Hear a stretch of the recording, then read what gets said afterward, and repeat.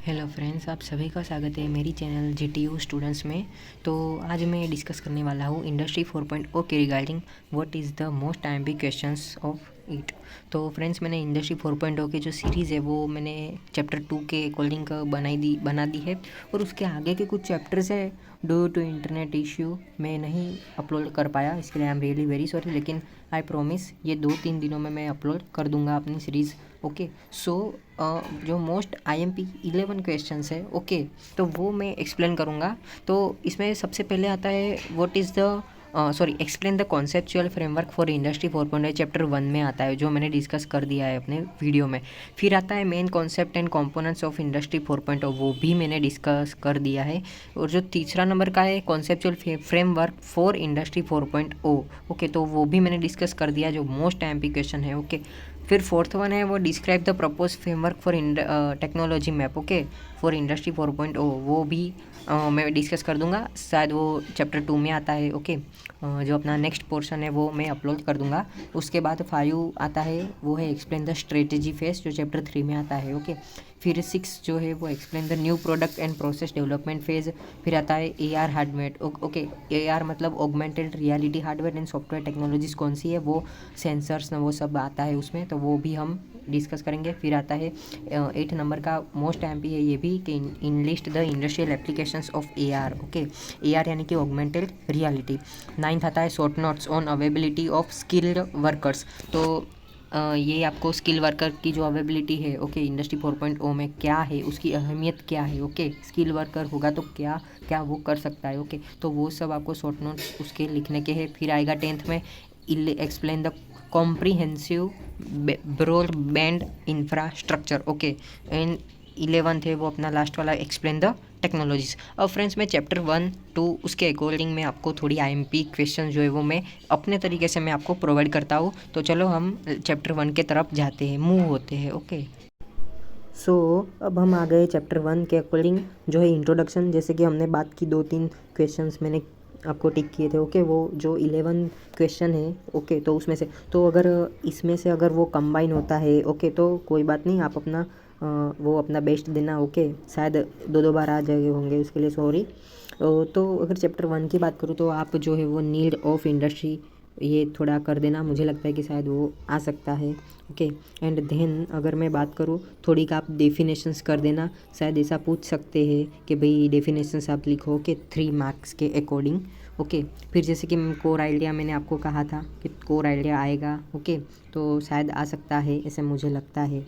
Okay, then after अगर थोड़ा अगर हम आगे जाए तो ए स्मार्ट फैक्ट्री, ओके, तो ये भी थोड़ा ठीक ठीक है, मुझे लगता नहीं, 50% चांस मुझे लगते हैं। ओके, और ये जो है अपना ऑटोमेशन पिरामिड, ओके, तो शायद मुझे ये लगता है कि आ सकता है। ओके, तो ये आप कर देना। पहले आता है ERP यानी कि एंटरप्राइज रिसोर्स प्लानिंग, MES, फिर स्काडा, वो सब आप देख लेना। ओके, तो मुझे 50% इसका भी चांस लगता है कि शायद वो आ सकता है। ओके, फिर करंट स्टेटस क्या है वो, ओके, शायद पूछा सकता है।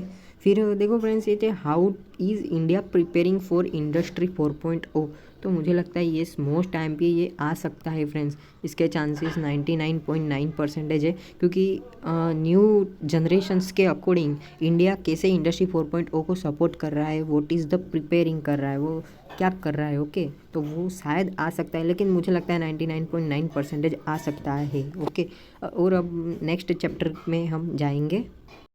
तो ये अब हम आ गए चैप्टर 2 में, कॉन्सेप्चुअल फ्रेमवर्क फॉर इंडस्ट्री 4.0। तो उसमें मुझे लगता है कि मेन कॉन्सेप्ट एंड कंपोनेंट्स क्या है इंडस्ट्री के, वो थोड़ा पूछ सकते हैं, और सपोर्टिव टेक्नोलॉजीज़ भी थोड़ा आपको पूछ सकती है, what is embedded systems. Okay, तो ये शायद बना सकता है कि भाई ये पूछा 2-2-3 मार्क्स के अकॉर्डिंग, 4 मार्क्स के अकॉर्डिंग वो पूछ सकता है।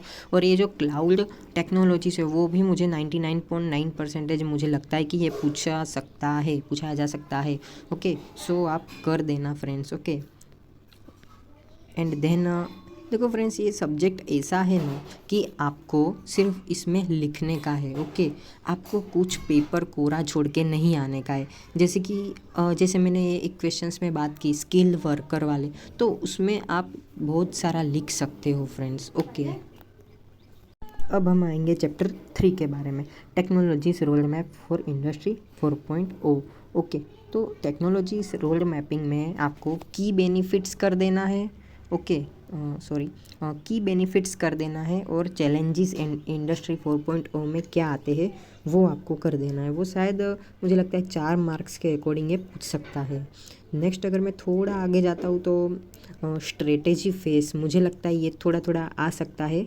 ओके, और थोड़ा और आगे जाएंगे तो ये जो है वो ये जो कर्व है, ओके, तो वो किसका क्वेश्चन है, तो वो ये new product and process development phase का ये ग्राफ है।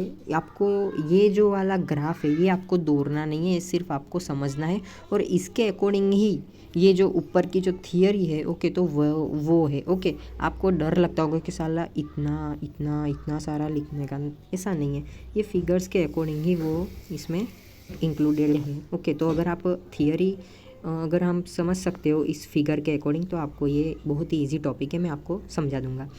यही उसका ग्राफ है, एग्ज़ाम में आपको यही ग्राफ आपको ड्रॉ आउट करना है। ओके, ये इतना बड़ा नहीं दौड़ना है। ओके, ये वाला हो गया, फिर ये वाला हो गया, इतना बड़ा नहीं दौड़ना है फ्रेंड्स।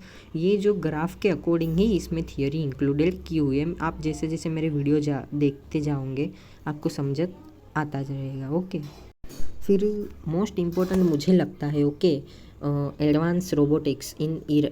ओके, तो इसमें मुझे लगता है कि ये तो चैप्टर्स जो है वो मोस्ट टाइम पे है। ओके, जो रिसेंट टेक्नोलॉजीज़ जो रोबोट में कौन सी यूज़ होती है, आपने शायद वो रोबोट वाला पिक्चर देखा होगा, ओके, रजनीकांत सर का, तो उसी में कई सेंसर्स जो है वो उन्होंने अपलोड किए हैं उस रोबोट्स में। ओके, सेंसर्स है, एक्चुएटर्स है, तो ये सबका मैंने एक वीडियो में आपको इन्फॉर्मेशन दी हुई है। फिर internet of things of, okay, IoT, तो वो भी इसमें इंक्लूडेड है। ओके, तो फिर क्लाउड रोबोटिक्स, जैसे कि मैंने पहले कहा, तो इसमें भी क्लाउड रोबोटिक्स आता है, तो ये भी मोस्ट टाइम भी है। 99.9% चांस है कि ये पूछा जा सकता है।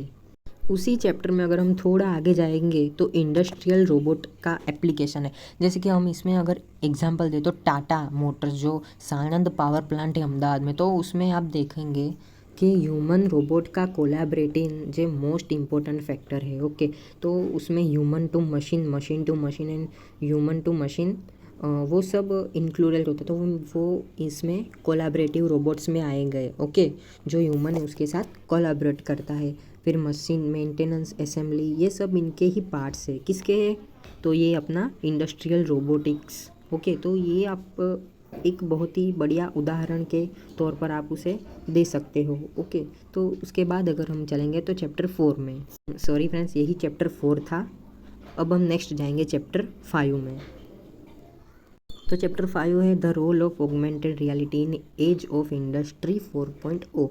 जैसे कि ऑगमेंटेड रियलिटी अपने पहले जो है वो थोड़ा सा बेसिक नॉलेज हमने गेन कर लिया है, तो उसमें मुझे लगता है कि ये पूछाने का 50% चांस है AR hardware and software technologies कौन सी है। तो मैंने वीडियो जो मैंने सीरीज़ बनाई थी उसमें मैं ये 4 मेंशन किए हुए व्हाट इज़ द, मतलब क्या चाहता है ये AR hardware and software technology. फिर industrial applications of AR augmented reality के इंडस्ट्रियल एप्लीकेशंस क्या है। ओके, नेक्स्ट उसको बस इतना ही है इसमें, तो ये शायद मुझे लगता है 7 मार्क्स से अकॉर्डिंग ये पूछा सकता है, ये भी मोस्ट MP चैप्टर्स है। ओके, और फिर अपना लास्ट वाला है obstacles framework conditions for industry 4.0। तो इसमें मुझे थोड़ा लगता है chances, okay, lack of standard क्या है ये शायद पूछाया जा सकता है। फिर जैसे कि मैंने क्वेश्चन जो 11 दिए थे उसमें अवेबिलिटी ऑफ स्किल्ड वर्कर्स, तो उसमें आप चाहे तो सिंपल अगर फ्रेंड्स बताओ नहीं, ये सब्जेक्ट ऐसा है आपको सिर्फ इसमें लिखना है। ओके, अगर आप कुछ नहीं लिखते हैं पेपर में तो आप कंपलसरी आप फेल ही होंगे। ओके, तो ऐसा है कि आप उसमें जो भी लिखो, आप अगर फेंका मारेंगे ना, ओके, गप्पे मारेंगे ना अपने सिंपल भाषा में कहूँ तो भी आप इसमें पास तो हो ही जाओगे। और ये स्कोरिंग सब्जेक्ट है फ्रेंड्स, आप जितना भी लिखोगे, ओके, आप है ना इस सब्जेक्ट में आपको एक सिंपल अगर एक बात बता दूँ ना, आपको इसमें सिर्फ रटना नहीं है, समझना है। ओके, रट के समझना है। अगर आप समझ गए what is the meaning of availability skill workers, तो आप उसके अकॉर्डिंग अपने ही लैंग्वेज में आप इसमें लिख सकते हो। फिर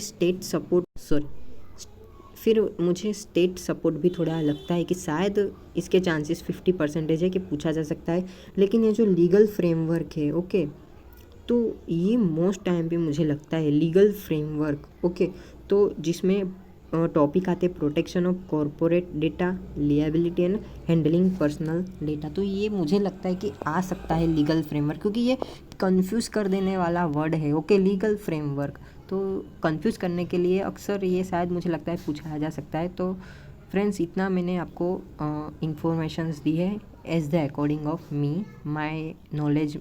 मुझे ऐसा लगता है कि इतना शायद आ सकता है। तो अगर आप मेरी चैनल में नए हो तो प्लीज़ सब्सक्राइब कर दो यार, शेयर कर दो, okay. Then bye bye. And आप मुझे जब आपके आप पेपर हो जाए तो उसके बाद मुझे मैसेज करना, कमेंट करना कि भाई कैसा गया। आप इंस्टाग्राम पे भी मुझे फॉलो कर सकते हो, GTU स्टूडेंट्स करके, okay. Then bye bye and all the best for your last examinations. Thank you.